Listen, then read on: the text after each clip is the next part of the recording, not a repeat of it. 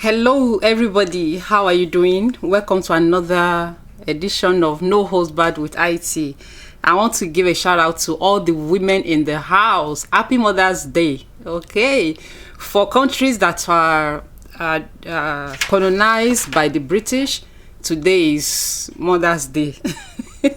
America has a separate Mother's Day. So, to all of you in Nigeria and other countries of the world, in Africa that were colonized by the British, happy Mother's Day.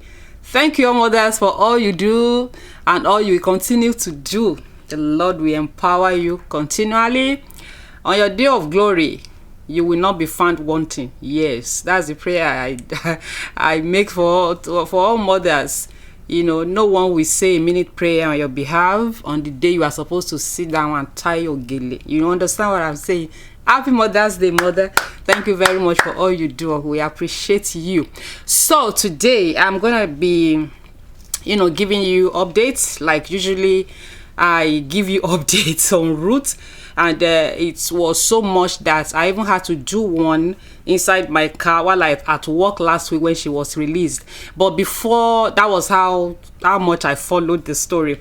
So before I give you the updates, do this. Thank you to all my subscribers in the house and those who are yet to subscribe. Come on, that red button, just click it. It's free of charge. Nobody's charging you. All right, let's go.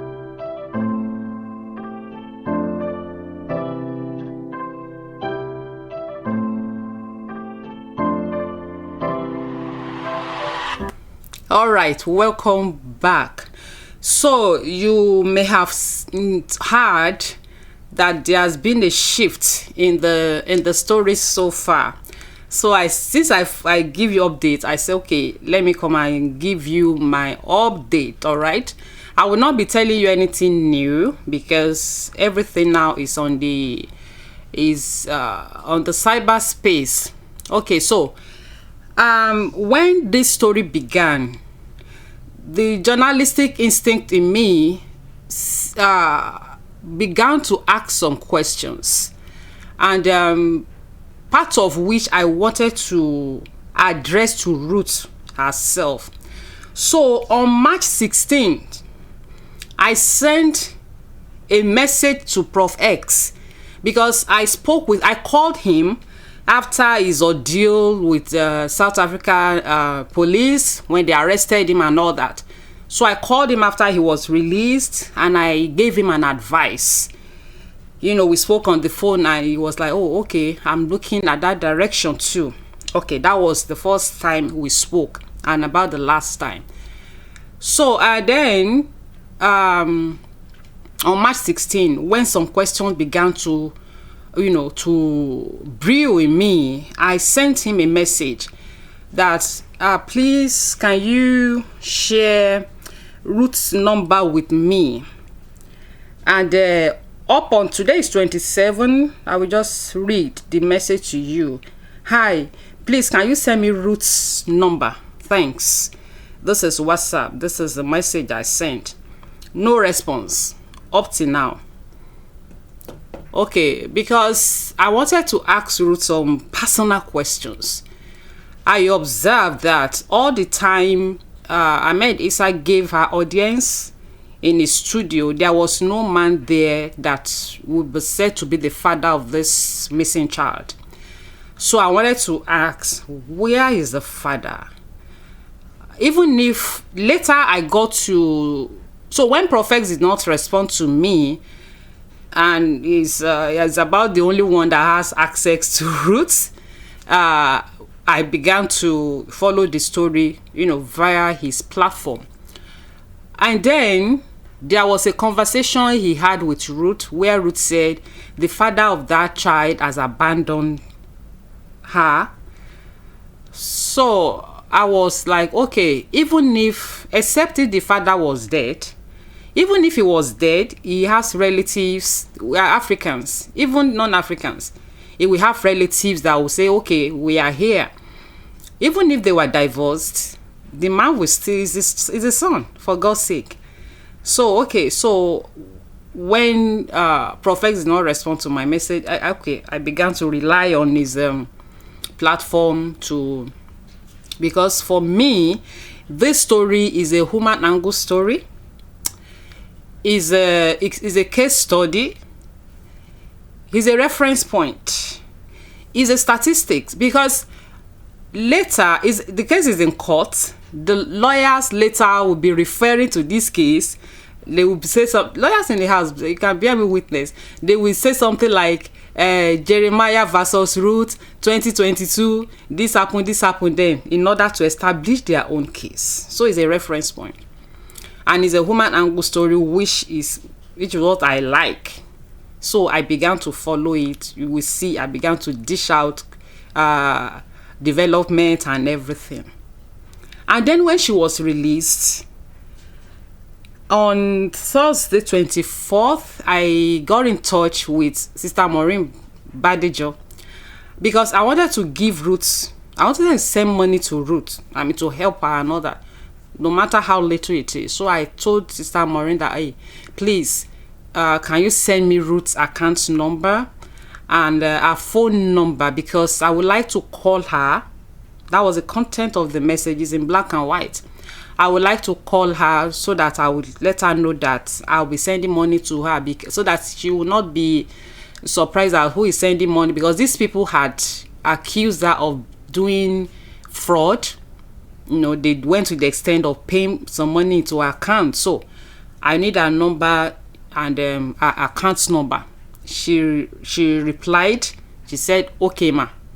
And up till now, the messages are here, and nothing came up after that. So I said, okay, I don't know why her number is not being shared or anything. So I rested my case, because Yoruba will say "Bomo wa kimi."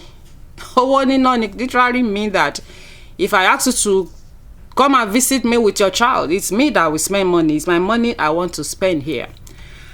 Prior to that time, you will see in my video on her, I kept on calling on conventional media to come and help us with this story. So I even said in the video I made after her release that I was making contact with some of my colleagues in Nigeria, which I did. I contacted a friend of mine, AIT, in Abuja, that, okay, please give me the contact of the person on ground in Warri. He did.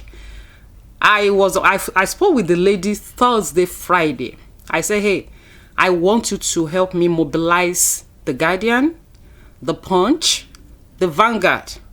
These are flagships, AIT channels, that the next court as day, I want them to cover it as, conventional media. I even asked her that, okay, is there any international media on ground in Warri? She said she will find out. If this case were to be in Abuja, I know what strings to pull. But Warri is in the suburb, is not in the capital. So a lot of this major media might not be there. So she told me that channels is not in Warri. That channels is in Asaba.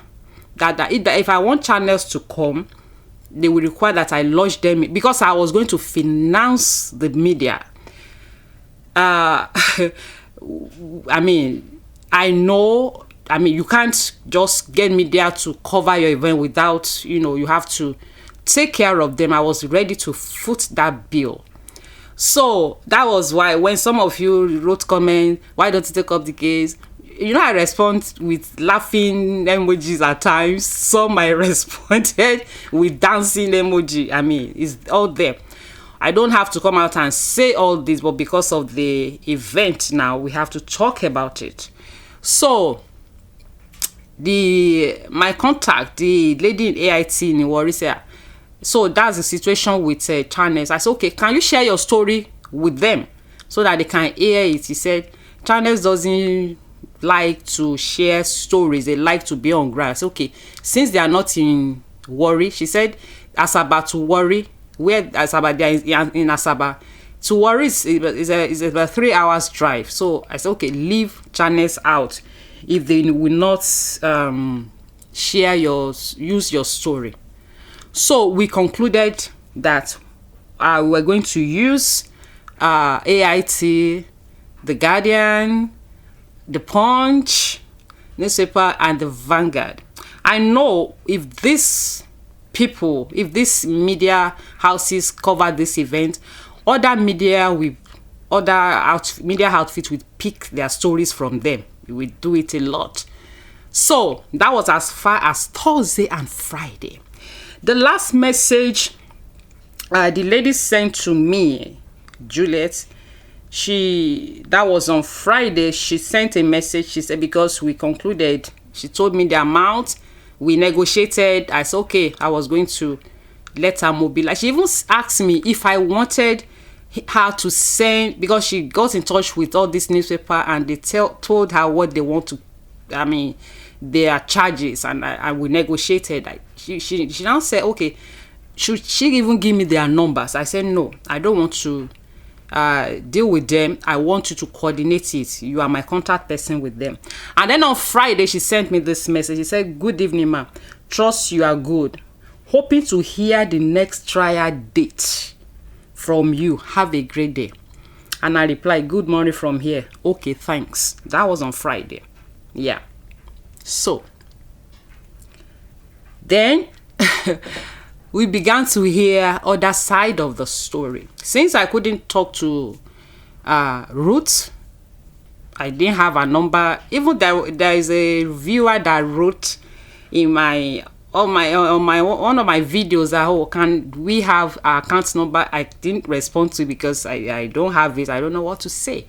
So when all these other stories began to emerge now, she's the one that sent the boy and her elder brother Triumph to go and show some the two women where they buy Indomie and all that and all that. And a lot of things begin to emerge. I said it on this channel then that for Ruth to go from Abuja, if you are traveling from Abuja, when they granted her bail, and they were saying, then at the time they said she was a beggar at Jeremiah's church. I raised the question that how could she travel from Abuja to Warri to come and beg? And then at another video, I said, is it that they now want her to be coming from Abuja to Warri for court case? They wanted to drain her because the impression was that she lives in Abuja. Okay, so a lot of things are coming out now that she's even a staff of Minister of Health and all that and all that. But the most important thing is that who is the father of this child? Because we are now seeing questions about the child resembling Jeremiah Omoto. Ruth, that wasn't the first time she went there to Jeremiah's church. That, okay, when she sent these boys to go and show these women where they buy Indomie, why is it that is this boy, this testimony alone that they took? They could have well taken the two of them. So I'm asking Ruth now, because I don't have her phone number. I wasn't giving her phone number by any means. Is Jeremiah Omoto the father of this child? Because that is not impossible. It is only Ruth now that can unravel this misery.